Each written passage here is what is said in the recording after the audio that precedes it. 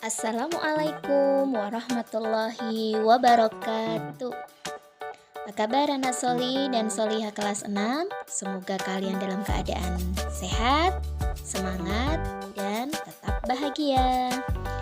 Kita bertemu lagi di pembelajaran Pendidikan Agama Islam dan Budi Pekerti kelas 6 di semester 2.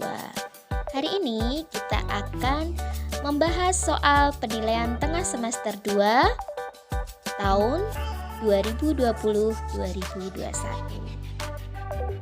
Kita akan membahas dari Romawi 1. Nomor 1. Surah Al-Maidah dikategorikan sebagai surah yang panjang karena memiliki 120 ayat. Adapun arti kata Al-Maidah adalah hidangan, C. Ya. Kemudian nomor 2, tolong menolong merupakan kewajiban setiap orang terhadap sesama manusia selama untuk tujuan kebaikan dan takwa. Hal ini sesuai dengan firman Allah Subhanahu wa taala dalam surah Al-Maidah ayat kedua. Ya, sudah kita hafalkan ya kemarin. Nomor 3, surah Al-Maidah ayat 3 turun ketika Nabi Muhammad SAW melakukan haji wada yang bertepatan pada tanggal 9 Dzulhijjah tahun 10 Hijriah. Nomor 4, kita dapat mengetahui kandungan surah dalam Al-Quran dengan cara mempelajari arti yang ada di dalamnya. Arti lafal atqakum dari potongan ayat surah Al-Hujurat ayat 13 di samping adalah artinya apa? Atqakum jelas artinya orang yang paling bertakwa. Nomor 5, surah Al-Hujurat diturunkan sebelum Nabi Muhammad SAW hijrah dan termasuk golongan surah Madaniyah. Sedangkan dalam Al-Quran, surah Al-Hujurat merupakan surah yang ke-49, C. Nomor 6, qadha dan qadar yang sering disebut dengan istilah takdir, sedangkan pengertian qadha adalah ketetapan Allah Subhanahu wa taala kepada semua makhluknya sejak zaman azali, sejak zaman azali. Nomor 7, semua yang terjadi pada kehidupan manusia merupakan takdir Allah Subhanahu wa taala. Takdir itu dibagi menjadi 2 macam, yaitu takdir mu'alaq dan takdir mubarram. Arti kata mu'alaq adalah kebaikan. Nomor 8, hikmah beriman kepada qadha dan qadar diantaranya adalah menghindari sifat sombong dan putus asa. Sifat sombong dan putus asa. Lawan kata putus asa adalah optimis, D. Ya. Putus asa, optimis lawannya. Kalau nomor 9, dari beberapa pernyataan di bawah ini, 1 hukum, 2 ketetapan, 3 ukuran, 4 ketentuan. Nah, dari pernyataan di atas, definisi qadar ya, itu ditunjukkan pada nomor yaitu nomor 3 dan 4. Dia adalah ketentuan Allah yang sudah ditetapkan, yang sudah ada ukurannya. Nomor 10. Apabila kita sudah berusaha dan berdoa semaksimal mungkin, maka hasilnya kita serahkan kepada Allah Subhanahu wa taala. Berserah diri kepada Allah Subhanahu wa taala disebut juga dengan tawakal, ya. Setelah kita berikhtiar atau berusaha, jangan lupa kita berdoa dan berserah diri atau bertawakal kepada Allah. Kita tidak boleh takabur, tidak boleh sombong. Nomor 11. Meyakini bahwa selalu ada hikmah di balik semua cobaan yang menimpanya adalah salah satu contoh manfaat sikap husnudzon ya. Jadi berbaik sangka terhadap segala sesuatu yang kita alami. Nomor 12. Manusia tidak dapat hidup sendiri karena ia pasti akan membutuhkan bantuan orang lain.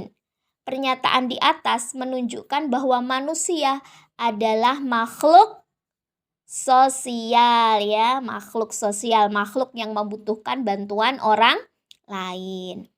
Nomor 13. Al-Quran Surah Al-Kafirun mengajarkan kepada kita bahwa Allah Subhanahu wa Ta'ala memerintahkan umatnya untuk senantiasa menerapkan sikap ya, Al-Kafirun.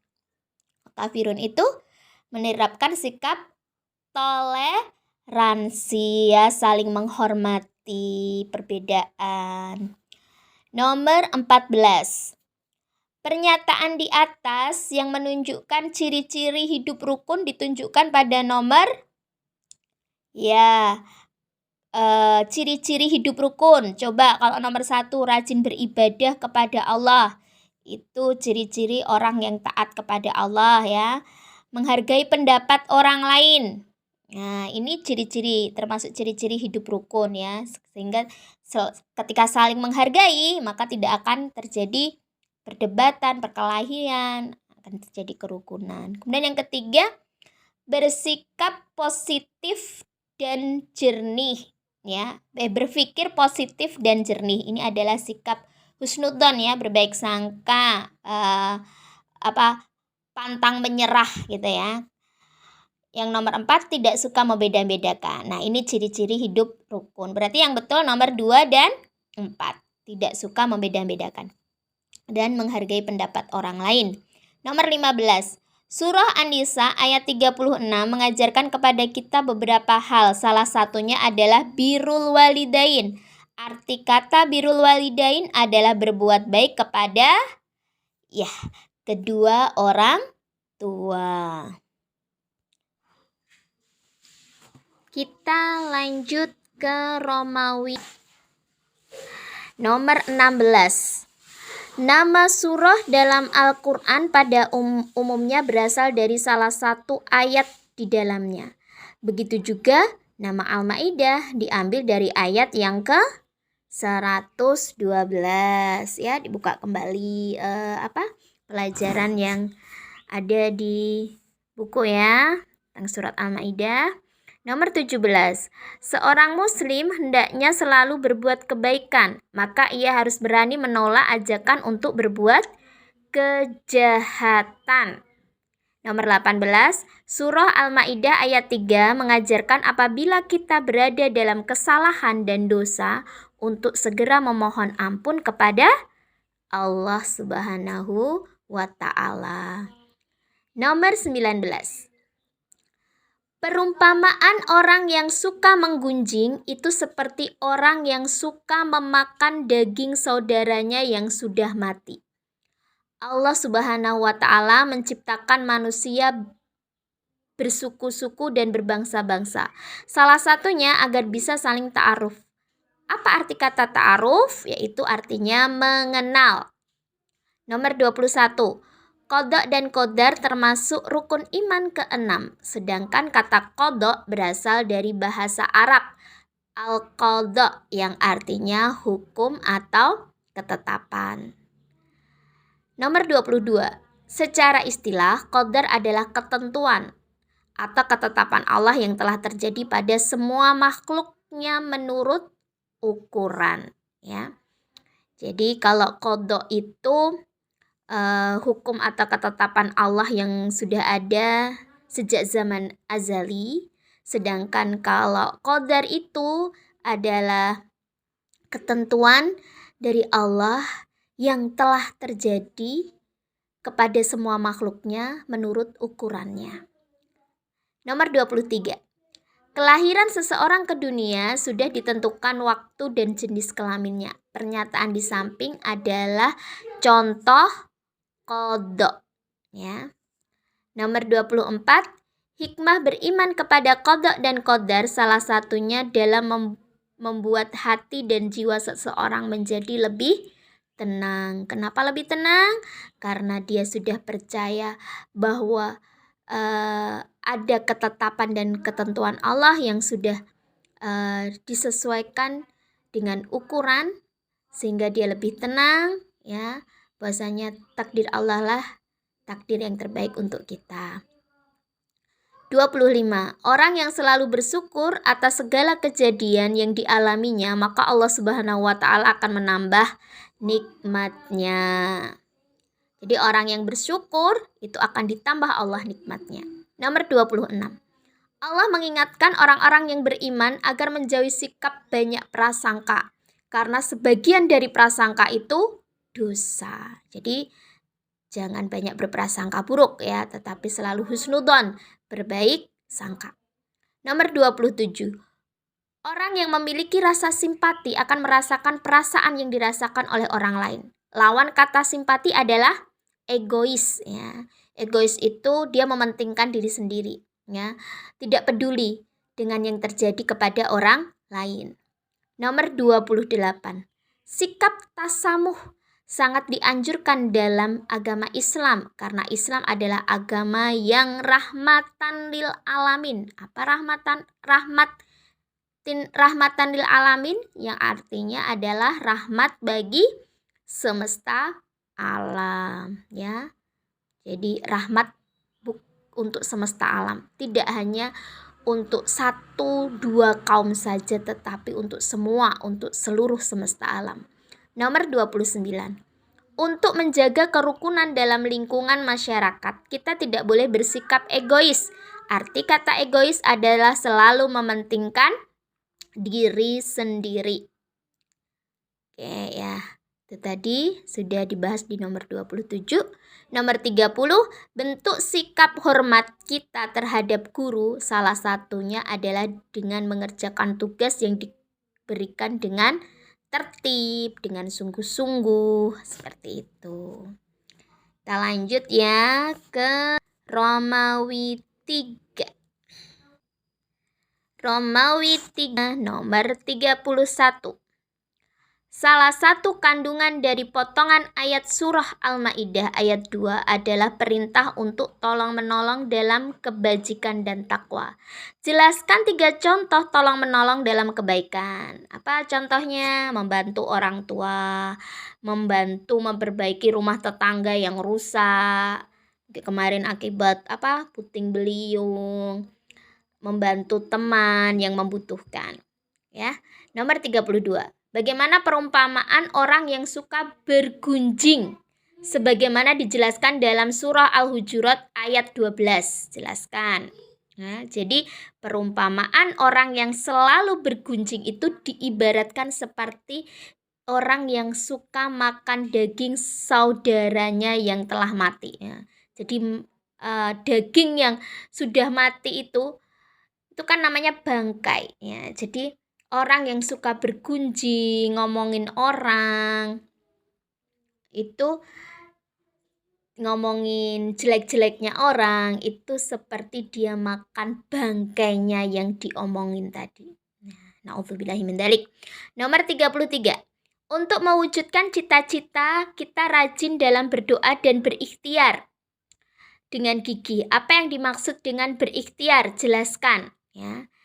Jadi ikhtiar ini artinya usaha manusia dengan sungguh-sungguh untuk mengubah dan memenuhi kebutuhannya. 34. Takdir dibagi menjadi 2, yaitu muberom dan mu'alak. Jelaskan 3 contoh takdir muberom, ya. Jadi takdir muberom itu takdir yang tidak dapat diubah. Ya, muberom tidak dapat diubah. Sedangkan kalau takdir mu'alak, takdir yang dapat diubah dengan usaha manusia dan doa. Apa takdir muberom itu? Contohnya kematian seseorang, ya, tidak bisa kita atur, ya. Pasang surut air laut, matahari terbit dan terbenam di matahari terbit di timur ini, ya, dan terbenam di barat. Maaf. Ustadzah kurang itu ya. Nomor 35. Kerukunan merupakan cara hidup yang diperintahkan dalam ajaran agama Islam. Apa yang dimaksud dengan rukun? Jelaskan. Rukun itu adalah sikap hidup yang penuh dengan persahabatan, kasih sayang, dan perdamaian. Ya. Nomor 36. Anak muslim harus selalu berbaik sangka dan mendoakan kebaikan untuk dirinya sendiri maupun orang lain. Sebutkan 3 manfaat berbaik sangka dalam kehidupan sehari-hari. Ya, contoh husnudon itu berbaik sangka itu apa? Contohnya hidupnya tenang, mendorong kreativitas, tidak mudah putus asa. Manfaat dari berbaik sangka. Ini titik 2-nya. Maaf ya, itu titik 2-nya itu ikon ya, harusnya itu kok jadi kata-kata. Ya. Oke, sudah selesai pembahasan soal kita. Semoga bermanfaat ya. Silahkan dipelajari. Semoga anak-anak semakin memahami dalam pembelajaran ini. Barakallahu fikum. Ustadzah mohon maaf lahir dan batin. Assalamualaikum warahmatullahi wabarakatuh.